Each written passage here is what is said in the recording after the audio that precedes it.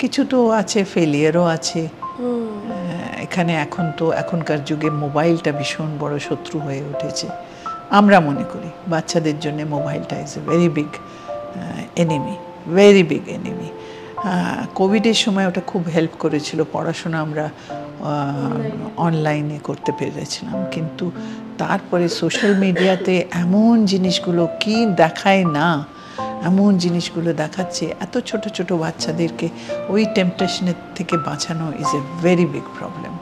সেই জন্যে আমি মনে করি যে মা বাবারা যদি একটু সজাগ হয়, এই যে আমার কি মনে হয় জানো, যে মা বাবারা কাজে কর্মে এত ব্যস্ত থাকেন, বাচ্চাকে দেখার টাইম নেই, একটা গিল্ট ফিলিং থাকে, তো বাচ্চার এন্টারটেনমেন্টের জন্য তাদের হাতে মোবাইল দিয়ে দেওয়া হয়, এবং সেই মোবাইলটা তারা কিভাবে ইউজ করছে সেটার কোনো ফলো আপ করে না, ফলো আপ হয় না, যার জন্যে সাইবার ক্রাইম এত বেড়ে গেছে, সাংঘাতিক বেড়ে গেছে। এবং আমি বলবো এটার জন্যে কিন্তু চাইল্ড ম্যারেজটাও ভীষণ বেড়েছে।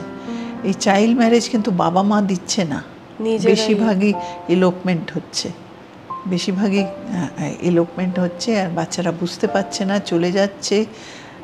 আমি এই সব মেয়েদেরকে বলছি, এটা কিন্তু খালি দরিদ্র পরিবার, মধ্যবিত্ত পরিবার না, সকলের মধ্যে এসেছে। সুতরাং আমার এই সব ছেলে মেয়েদের জন্য একটাই কথা, যে আগে পড়াশোনা করো, নিজের পায়ে দাঁড়াও, তারপরে বিয়ের কথা ভেবো। 18 বছরের আগে বিয়ের কথা ভাববে না। আর ছেলেদেরকে বলবো যে 21 বছরের আগে বিয়ের কথা ভাববেই না। যদি তুমি 21 বছরের আগে বিয়ে করো, যদি তোমার 21 বছর হয়ে যায়, তারপরে তুমি যদি একটা 18 বছরের নিচে বিয়ে করো, তোমার লাইফ ইজ রুইন্ড।